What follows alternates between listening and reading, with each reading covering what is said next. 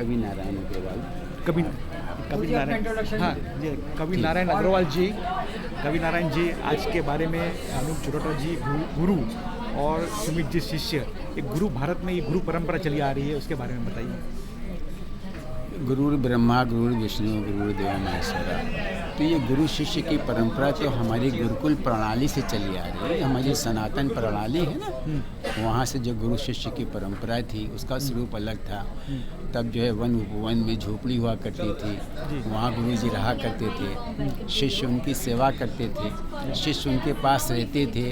उनकी रसोई बनाने से लेकर उनकी सेवा से लेकर के वो एक तपस्या थी, और वो तपस्या आज भी है, परंतु उसका स्वरूप बदल गया। तो गुरु शिष्य परंपरा तो हमारी सनातन परंपरा, सनातन परंपरा, और इस सनातन परंपरा को आज के युग में भी गुरु शिष्य परंपरा के रूप में हमारे आज जो शिष्य हैं उसका निर्वाह कर रहे हैं। ये बड़ी सुंदर बात है, हमारी संस्कृति बड़ी सुंदर बात है। और जहाँ तक अनूप जी का है, तो अनूप जी की तो बहुत से सैकड़ों शिष्य हैं।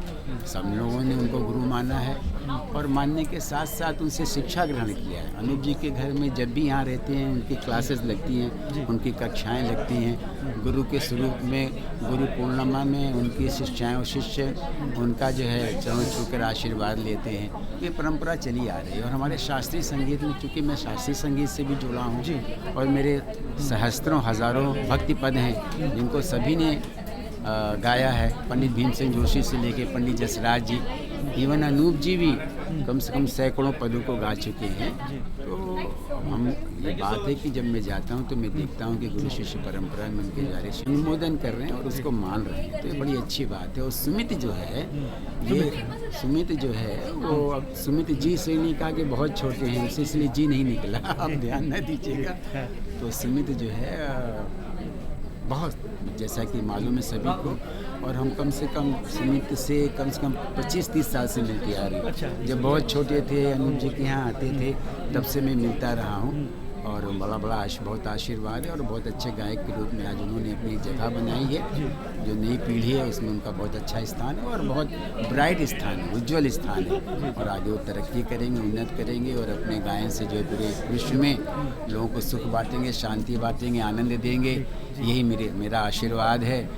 इससे अच्छा आशीर्वाद मेरे लिए मैं और क्या दे सकता हूँ। एक लास्ट क्वेश्चन गुरु जी, भारतीय संगीत और भारतीय जो कल्चर है डे बाय डे भारत में और साथ में विदेशों में भी इसका एक डंका बज रहा है, एक अवेयरनेस बढ़ गई है काफ़ी। अपने इसके बारे में क्या बोलोगे?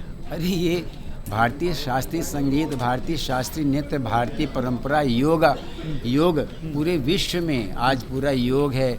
हमारी जो औषधियाँ हैं, आयुर्वेद हैं, पूरे विश्व के अंदर है। जो हमारी जितनी सनातन परंपराएं हैं, प्राणायाम से लेकर के शास्त्रीय संगीत से लेकर नृत्य की जो शैलियाँ हैं, जो सारी के सारी पूरे विश्व के अंदर, भारत की तो धरोहर जो है पूरे विश्व में जाकर सब लोग आनंदित और सुख पा रहे हैं। पाश्चात्य देश के लोग भारत की तरफ आ रहे हैं और यहाँ के हर गुण को अपना रहे हैं। इससे यहाँ की नीम, यहाँ की तुलसी, यहाँ का गंगा जल पूरे विश्व के अंदर जो है लोकप्रिय नहीं, उससे लोग जो है क्या कहते हैं लाभान्वित हो रहे हैं। तो ये तो भगवान की बड़ी कृपा है कि जो हमारी संस्कृति, सनातन संस्कृति, वो सनातन संस्कृति के अलावा पूरे विश्व में था ही क्या। आर्य से लेकर के आधुनिक काल, चारों युगों में, चाहे वो सतयुग हो, त्रेता हो, द्वापर हो, कलयुग में, चारों युगों में जो वर्णन किया गया वो हमारा सनातन है। पूरा विश्व जो सनातन को स्वीकार कर अब मान रहा है, वैज्ञानिक भी उसको मान रहे हैं, क्योंकि चारों वेदों में जो लिखा हुआ है अब वैज्ञानिक कह रहे हैं कि ये सत्य है, ये सत्य है, ये सत्य है। अरे मतलब कहने का अर्थ ये कि पूरा विश्व जो है हमारी जो संस्कृति है उस पर शोध हो रहा है, और शोध होने के बाद सत्यापित कर रहे हैं, मतलब सत्य कहते हैं कि यही सत्य है, यही सत्य है। तो विश्व, अब छोटी सी बात है, आप वायुयान के बारे में सुने होंगे।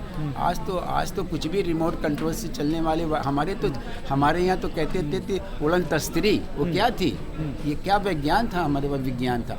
आज आप कोणार्क के मंदिर को देखो, वहाँ जाओ तो वहाँ की शिल्प जो है ग्रीस की शिल्प से कहीं ऊंची है, हज़ारों फीट ऊंचे जो है, कितने बड़े बड़े स्टोन और पत्थर चले गए, क्रेन भी नहीं था।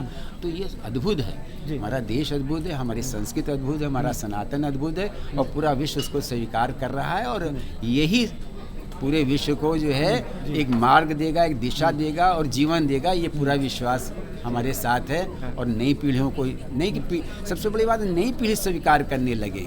जो नई पीढ़ी के बच्चे हैं ना, अब वो वेस्टर्न कल्चर से मालूम पड़ गया कि हमारी संस्कृति में क्या है, ठीक है, कुछ लोगों को छोड़ करके और उसमें रम रहे हैं। यही सबसे बड़ी बात है जी।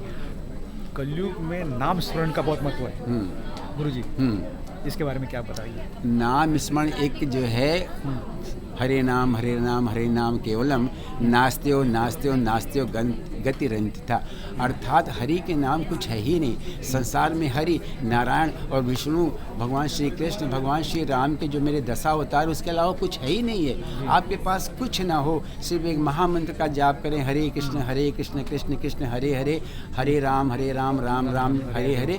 सिर्फ एक महामंत्र का जाप करने से आपका सारा उद्धार होता है। और ये जो महामंत्र वैज्ञानिक है, इनके अक्षरों का, इनके शब्दों का, इनके महत्व का, इनके उच्चारण का, उससे जो मानसिक शांति और आत्मा को सुख मिलता है, वो सब वैज्ञानिक है। हमारी जप माला, हमारी जो जप माला है वो भी वैज्ञानिक है, उसके मन के वैज्ञानिक हैं। हमारे 16 बार की जो माला, जप माला, वो भी वैज्ञानिक है। तो ये तो हमारी संस्कृति है, जो पूरा देश है, पूरा विश्व इसको अपना रहा है। जी जी, धन्यवाद गुरु जी, आपने समय दिया। धन्यवाद आपका।